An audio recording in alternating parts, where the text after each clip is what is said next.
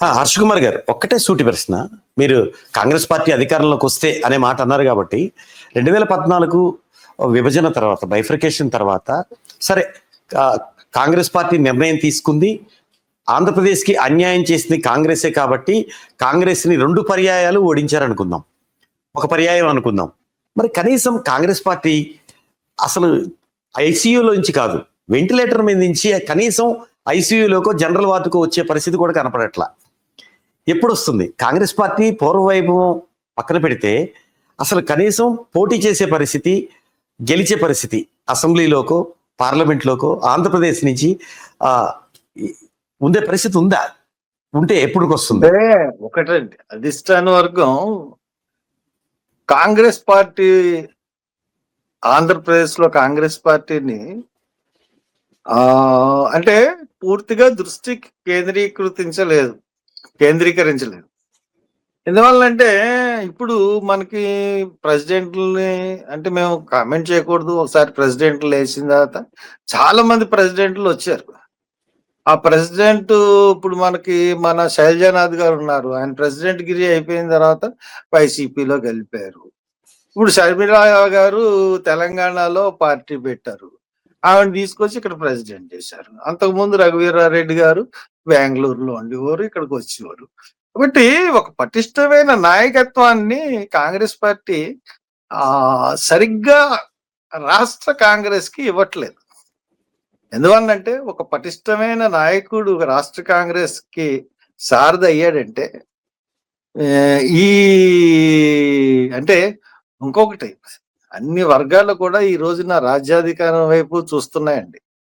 ముఖ్యంగా దళితులు రాజ్యాధికారం వైపు చూస్తా ఉన్నారు. ఇటువంటి పరిస్థితుల్లో కాంగ్రెస్ పార్టీ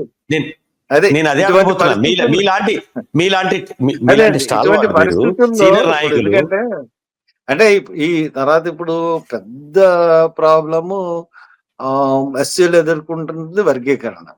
ఈ వర్గీకరణ ఎదుర్కొంటున్న అంటే అసమంజసము, మాకు అన్యాయం జరుగుతుంది ఈ వర్గీకరణ వల్ల అని చెప్పే మానల సంఖ్య 64 లక్షలు సుమారు దేశ రాష్ట్రంలో. వీళ్ళే అతిపెద్ద సముదాయం, అతిపెద్ద సమాజం. కాబట్టి వీళ్ళలోంచి ఒక నాయకుడిని కాంగ్రెస్ అధిష్టాన వర్గం కానీ ఒక సమర్థుడు అయిన ఒక ప్రతిపక్ష అంటే అధికార పక్షాన్ని ప్రతిపక్షాన్ని కూడా గట్టిగా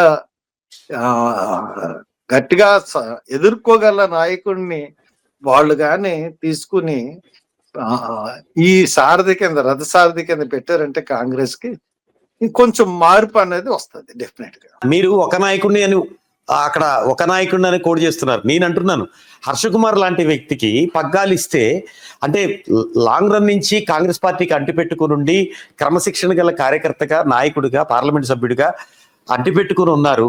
మీలాంటి వ్యక్తికి కాంగ్రెస్ పార్టీ ఎందుకు చూజ్ చేసుకోవట్లేదు అంటే ఏం చెప్తారు మీరు?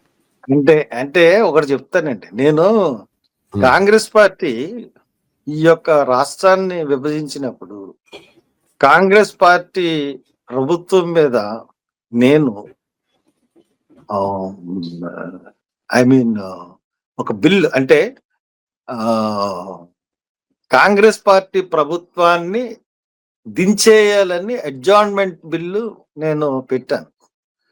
అది సాధారణంగా ప్రతిపక్షాలు పెడతారు అటువంటి అడ్జార్న్మెంట్ బిల్, అడ్జార్న్మెంట్ మోషన్. అటువంటిది అధికార పార్టీ అయ్యుండి నేను కానీ, అరుణ్ కుమార్ కానీ, అలాగే రాజగోపాల్ మేమందరం కొంత ఒక గట్టిగా తిరగబడ్డాం కాంగ్రెస్ పార్టీ మీద. ఈ తిరగబడ్డం వల్ల ఏం జరిగిందంటే మాకు కాంగ్రెస్ పార్టీ నుంచి చాలా మమ్మల్ని బహిష్కరించారు. 6 సంవత్సరాలు బహిష్కరించారు. 6 సంవత్సరాలు బహిష్కరణ తర్వాత మళ్ళీ కాంగ్రెస్ పార్టీ చెంత చేరాం అనుకోండి. నేను ఒక్కడనే చేరాను. తక్కినోళ్ళు అలాగా ఎవరికారులు చాలా మంది పాలిటిక్స్ మానేసి కూర్చున్నారు. ఇప్పుడు ఈ బహిష్కరణకి గురైన నాయకుడు నేను. నన్ను ఇతను కాంగ్రెస్ పార్టీని అధిష్టానాన్ని వ్యతిరేకించాడు కాబట్టి ఇతను తీసుకుంటే రేపొద్దున ఏంటి పరిస్థితి అన్న పరిస్థితి గురించి ఆలోచిస్తున్నారేమో నా గురించి అన్న అనుమానం కూడా నాకు ఉందండి. లేకపోతే ఆ అనుమానం లేకపోతే కాంగ్రెస్ పార్టీ ఈ పార్టీకి నా యొక్క శక్తి సామర్థ్యాలు తెలుసు. ఎందుకంటే కాంగ్రెస్ పార్టీ రాజశేఖర రెడ్డి గారు అధికారంలో ఉన్నప్పుడే రాజశేఖర రెడ్డి గారు, కేవీపీ రామచంద్రరావు గారు ఇద్దరికి వ్యతిరేకంగా రాజమండ్రిలో అవును. ఒక బహిరంగ సభ పెట్టి ఒక 8 లక్షల జనంతో సక్సెస్ చేసి ఆ రోజే కాంగ్రెస్ పార్టీ గెలుపు కృషి చేశారు వర్గీకరణ అవును. విషయం. కాబట్టి నా శక్తి సామర్థ్యాలు తెలుసు. అయినా కానీ నన్ను చేసుకోవట్లేదంటే నేను అనుకుంటున్నా ఒకవేళ నేను ఈ రకంగా నేను ఎదురు తిరిగాను కదా, అందు గురించి కానీ నన్ను సెలెక్ట్ చేయట్లేదేమో అని నేను అనుకుంటున్నాను. మీరు చెప్పిన విధంగా ఆలోచిస్తే వైఎస్ రాజశేఖర రెడ్డి కూడా స్వపక్షంలో విపక్షంలో పేరుంది ఆయనకి. ఆయన కూడా ఒకనొక అంటే సందర్భంలో ఎప్పుడు అంటే అధిష్టానానికి అంటే అధిష్టానం వైపు మీద ఎదురు తిరగలేదండి రాజశేఖర రెడ్డి గారు. అసమ్మతి, నిత్యసమ్మతివాది. ఆ, నేను అధిష్టాన నిత్యాసమ్మతివాది. వర్గం మీద కూడా ఎదురు తిరిగినవాడిని నేను. రాజశేఖర రెడ్డి గారు ఎప్పుడు కూడా ఆయన నిత్య అసమ్మతివాది. ముఖ్యమంత్రి అయ్యేంత వరకు ప్రతి గవర్నమెంట్ లోనూ అసమ్మతివాది రాజశేఖర రెడ్డి గారే. కానీ ఆయన అధిష్టానం మీద ఎప్పుడు ఎదురు తిరగలేదు. మేము రాష్ట్రం గురించి, రాష్ట్రంలోని ప్రజల యొక్క బాగుబోగుల గురించి, మేము రాష్ట్ర ప్రజల గురించి ఎదురు తిరిగాం. ఇటు రాష్ట్ర ప్రజలు గుర్తించలేదు, అటు కాంగ్రెస్ పార్టీ బయటకు తన్నేసినాం. రెంటికి చెడ్డ రేవడిలా మిగిలిపోయాం. మంచి రోజులు రావాలని ఆశిద్దాం కాంగ్రెస్ పార్టీకి, మరి ముఖ్యంగా మీకు. హలో, తెలుగు రాజ్యం ఛానల్ చూస్తున్నారా? సామాజిక, రాజకీయ, జీవన చిత్రణే తెలుగు రాజ్యం. అతిశయోక్తులు, అసత్యాలు ఉండవు. రాజకీయ కోణం కాదు, ప్రజా కోణమే కొలబద్ద. తెలుగు రాజ్యం వీక్షణ మీ ఉత్తమ అభిరుచికి నిదర్శనం.